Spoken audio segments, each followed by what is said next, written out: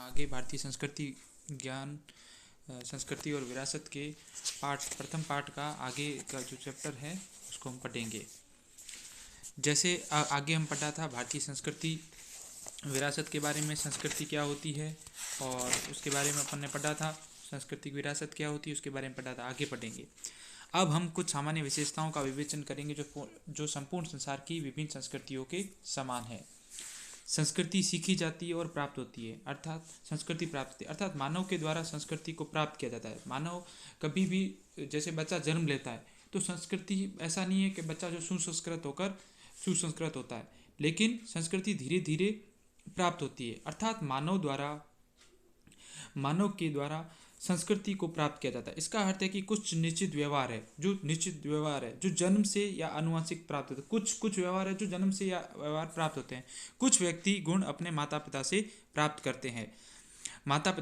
करते हैं, लेकिन सामाजिक सांस्कृतिक व्यवहारों को पूर्वजों से प्राप्त नहीं होता है। सामाजिक और सांस्कृतिक जो व्यवहार है वो पूर्वजों से प्राप्त नहीं है, वे पारिवारिक सदस्यों से सीखे जाते हैं। इन्हें वे समूह और समाज से जिसमें वो रहते हैं, इन्हें कहाँ से प्राप्त करते हैं? जिस समूह में रहते हैं और समाज से प्राप्त करते हैं।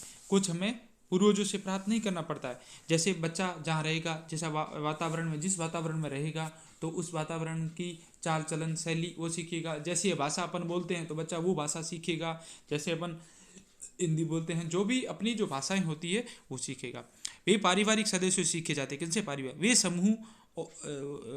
इन्हें वे समूह से और समाज से जिसमें वे रहते हैं उनसे सीखते हैं। यह स्पष्ट है कि मानव की संस्कृति शारीरिक और सामाजिक वातावरण से प्रभावित होती है। मानव की संस्कृति किससे प्रभावित होती है? सामाजिक वातावरण से प्रभावित होती है, जिनके माध्यम से वे कार्य करते हैं। सांस्कृतिक लोगों के समूह द्वारा संस्कृति है लोगों के समूह द्वारा बांटी जाती है। ठीक है, इसके अपन किससे प्राप्त करते हैं? संस्कृति किससे सीखी जाती है? सामाजिक वातावरण से, सामाजिक समूह के लोगों के समूह के द्वारा बांटी जाती है, सीखी जाती है। अब संस्कृति लोगों के समूह द्वारा बांटी जाती है, लोगों के समूह द्वारा बांटी जाती है। कैसे? एक सोच या विचार या कार्य को संस्कृति कहा जाता है। एक सोच या विचार कार्य को संस्कृति किसे कहते हैं? एक सोच है, विचार है, जिसे कार्य करते हैं उसको संस्कृति कहा जाता है। यदि यह लोगों के समूह के द्वारा बांटा जाना माना जाता है तो यह अभ्यास माना जाता है। लोगों के समूह में, तो यह अभ्यास में, ऐसा नहीं है कि सिखाने की कोशिश, स्कूल में जैसे पढ़ाना कोशिश, ऐसा नहीं है। वो अभ्यास में, डेली रूटीन में जो काम आते हैं उसी को अभ्यास में ला जाता है। संस्कृति संचयी होती है। संस्कृति कैसे होती है? संचयी होती है। संस्कृति में शामिल विभिन्न ज्ञान, जो संस्कृति संचयी होती है, इकट्ठी होती है। कैसे? संस्कृति में शामिल विभिन्न ज्ञान एक पीढ़ी से दूसरी पीढ़ी तक हस्तांतरित होती है। कैसे? एक पीढ़ी से दूसरी पीढ़ी तक हस्तांतरित होती है। जैसे जैसे समय बीतता है तथा ज़्यादा से ज़्यादा ज्ञान उस संस्कृति से जुड़ता चला जाता है, इस संस्कृति से जुड़ता चला जाता है। ठीक है, और जो जीवन में परेशानियों के समाधान के रूप में कार्य करता है, जो जीवन में परेशानी उसके समाधान के रूप में कार्य करता है और पीढ़ी दर पीढ़ी आगे चलता चला जाता है। जैसे जैसे समय बीतता है और ज़्यादा से ज़्यादा ज्ञान उसी संस्कृति से जुड़ता चला जाता है, तो जीवन की परेशानियों का समाधान करते हुए और जिंदगी में आगे पीढ़ी से पीढ़ी आगे बढ़ता जाता है। यह चक्र बदलते समय के साथ एक विशिष्ट संस्कृति का, किसी को परेशानी आई, उसका सॉल्यूशन किया, तो उसके बाद में जैसे पीढ़ी दर पीढ़ी बन जाती है और एक ये संस्कृति का रूप ले लेती है। संस्कृति है जो परिवर्तनशील होती है। कैसी होती है? परिवर्तनशील होती है। संस्कृति परिवर्तनशील होती है। ठीक है, मतलब ज्ञान, विचार और परंपराएं संस्कृति के साथ अद्यतन होकर जुड़ते रहते हैं। ज्ञान, विचार और संस्कृति के साथ अद्यतन होकर जुड़ते रहते हैं। समय बीतने के साथ किसी विशेष संस्कृति में सांस्कृतिक परिवर्तन संभव होते हैं। जो समय बीतता है उसके साथ सांस्कृतिक परिवर्तन भी होते जाते हैं। संस्कृति गतिशील होती है। संस्कृति क्या होती है? गतिशील है। जो भी संस्कृति स्थिर या दशा में स्थायी नहीं होती है, जैसे जैसे समय बीतता है संस्कृति निरंतर बदलती रहती है और उसमें नए नए विचार और नए कौशल आदि जुड़ते चले जाते हैं। जैसे जैसे समय बीतेगा संस्कृति में कुछ उत्थान होगा। जैसे अपने पुराने समय में क्या करते थे लोग, कई सारी रूढ़िवादिताएं थी लोगों को। जैसे किसी की पति एक्सपायर हुआ क्या तो लेकिन उसका दूसरी वापिस शादी नहीं, लेकिन धीरे धीरे समाज का विकास होता है और परंपराएं बदलती जाती है, परंपराओं के साथ शक्ति भी बदलती जाती है, और अब उनका विवाह भी कर देते हैं ऐसा, और उनमें नए विचार और कौशल जुड़ते चले आए, और पुराने तरीकों में जो पुराने तरीके हैं उनमें परिवर्तन आ जाते हैं। ठीक है, पुरानों में चूल्हे पर रोटी करते थे, लकड़ियों से करते थे, लेकिन धीरे धीरे विकास हुआ तो क्या हुआ, उसमें गैस ऐसे ऐसे नए फीचर, इलेक्ट्रिसिटी है वगैरह, ये सब नए विकास हुआ है।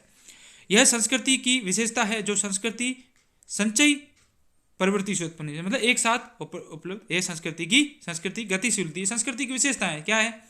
सबसे पहले संस्कृति सीखी जाती है और प्राप्त की, संस्कृति सीखी जाती है और प्राप्त, जिस समाज में रहेंगे वे उसी प्रकार सीखते जाएंगे और प्राप्त की जाती है। लोगों के समूह द्वारा, संस्कृति एक प्रॉपर व्यक्ति से नहीं, समूह के द्वारा बांटी जाती है। संस्कृति संचयी होती है। संस्कृति का क्या होता है? संचयी होता है, संस्कृति का संचय होता है। उसके बाद संस्कृति परिवर्तन, संस्कृति समय के साथ परिवर्तन होती रहती है, नई संस्कृति से नई चीजें जुड़ जाती है। ठीक है, संस्कृति गतिशील होती है, संस्कृति हमेशा एक जगह स्थायी नहीं होती है, हमेशा समय बीतने के साथ संस्कृति बदलती है, उसमें नए विचार कौशल जुड़ते जाते हैं। जो संस्कृति, यह संस्कृति की विशेषता है और संस्कृति संचयी प्रवृत्ति है। हमें अनेक प्रकार के स्वीकृति व्यवहारों के तरीके प्रदान करती है। संस्कृति हमें अनेक प्रकार के स्वीकृति व्यवहारों के तरीके प्रदान करती है। यह बताती है कि कैसे एक कार्य को संपादित किया जाना चाहिए, एक कैसे समुचित। संस्कृति स्वीकार व्यवहारों के तरीके बताती है। तरीके जैसे हमें एक व्यक्ति के साथ दूसरे व्यक्ति के साथ कैसा व्यवहार करना चाहिए। हमने घर में माता पिता सिखाते हैं कि संस्कृति कैसे करनी चाहिए। ठीक है, तो उस प्रकार है कोई कैसे एक व्यक्ति को समुचित व्यवहार करना चाहिए। ठीक है, संस्कृति भिन्न होती है। यह ऐसी व्यवस्था है जिसमें विभिन्न पारंपरिक भाग एक दूसरे पर आश्रित होती है। संस्कृति भिन्न होती है, यदि भी ये भाग अलग अलग होते हैं, वे संस्कृति को पूर्ण रूप प्रदान करने पर दूसरे पर आश्रित होते हैं। संस्कृति अक्सर वैचारिक होती है, संस्कृति भिन्न भी होती है, मतलब ऐसी व्यवस्था जिसमें विभिन्न पारस्परिक व्यवहार एक दूसरे पर आश्रित होते हैं, यद्यपि ये भाग अलग अलग होते हैं। वे संस्कृति को पूर्ण रूप प्रदान करने में एक दूसरे पर आश्रित होते हैं, एक दूसरे पर आश्रित रहते हैं कि ये चीज होगी तो वो भी होगी, नहीं तो नहीं होगी। ठीक है, संस्कृति अक्सर वैचारिक, यह उन विचारों का पालन करने की आशा होती है जिसे प्राय एक आदर्श तरीका प्रस्तुत करती है, जिससे उसी संस्कृति के अनेक लोगों द्वारा सामाजिक स्वीकृति प्राप्त की जा सकती है। वैचारिक होते हैं, विचारों की होती है संस्कृति, विचार पालन करने की आशा किया जाती है। जैसे मेरे विचार है, इनके विचार है, विचार आपस में पालन किया जा सके, यह आदर्श तरीका है। यानी यह एक आदर्श तरीका है, ऐसा नहीं है कि इसको थोपा जाए कि ये होना चाहिए, ये आदर्श तरीका है, इसको आदर्शवाद में कह सकते हैं, जिससे उसी संस्कृति के अन्य लोगों को सामाजिक स्वीकृति प्राप्त की जा सकती है। अनुमति देने योग्य व्यवहारिक आदर्श, व्यवहारिक आदर्श मतलब अनुमति कि हाँ ये व्यवहार में ये चीजें करनी चाहिए, नहीं करनी चाहिए। आदर्श मतलब एक आदर्श है, आप करो चाहे नहीं करो, ये आपकी मर्जी है, ये आदर्श इसको व्यवहारिक है। व्यवहार में घर में सिखाते हैं कहाँ ये करो तो आपकी इच्छा है, ऐसा करना चाहिए, ऐसा करना चाहिए, आदर्श होते हैं। आप कैसे रह सकते हैं संस्कृति गति से, आप कैसे, क्योंकि समय के साथ कई व्यवस्थाएं, सामाजिक व्यवस्थाएं परिवर्तनशील होती रहती है, समय के साथ सामाजिक व्यवस्थाएं परिवर्तनशील होती रहती है, तो संस्कृति भी गतिशील है। ठीक है, मानव जीवन में संस्कृति का महत्व, मानव जीवन में संस्कृति का महत्व क्या है? संस्कृति जीवन के निकट से जुड़ी है, संस्कृति क्या जीवन के निकट से जुड़ी है। कोई बाह्य वस्तु नहीं है, न कोई आभूषण है जिसे मनुष्य प्रयोग कर सके। यह केवल रंगों का स्पर्श मात्र नहीं है, यह वह गुण है जो मनुष्य बनाता है। संस्कृति जीवन के एकदम निकट जुड़ी है, कोई बाह्य वस्तु नहीं है जिसको आके पहना दे, नहीं, न कोई गहना है जो उसको पहना दे, मनुष्य जिसे प्रयोग कर सके। केवल रंगों का मात्र भी नहीं, ऐसा नहीं कलर लगाए, नहीं, यह गुण है जो मनुष्य बनाता है, गुण है मनुष्य बनाता है। ऐसा है, पहले घर में कैसा माहौल था, अभी कैसा है। एक पढ़ा लिखा व्यक्ति जब घर में आता है तो घर में कैसा माहौल चाहता है। तो इस प्रकार के जो संस्कृति है वो समय के साथ बदलती। संस्कृति के बिना मनुष्य नहीं रहेंगे, संस्कृति के बिना मनुष्य नहीं रहेंगे। संस्कृति परंपराओं से, विश्वासों से, जीवन की शैली से, आध्यात्मिक पक्ष से, संस्कृति आपस में विश्वास होना चाहिए। जीवन की शैली है, क्या किस प्रकार रहन सहन है, आध्यात्मिक पक्ष है, अपन ईश्वर को मानते हैं, वो पक्ष है। भौतिक पक्ष से निरंतर जुड़ी रहती है। हमें जीवन का अर्थ, जीवन जीने का तरीका सिखाती है। मानव ही संस्कृति का निर्माता है, और साथ ही संस्कृति मानव को ही बनाती है, संस्कृति है वो मानव को बनाती है। संस्कृति एक मौलिक तत्व है। क्या है? संस्कृति एक मौलिक तत्व है, धार्मिक विश्वास और उसकी प्रतीकात्मक अभिव्यक्ति है। हमें पहचान का सम्मान करना चाहिए। संस्कृति एक मूल रूप से तत्व है।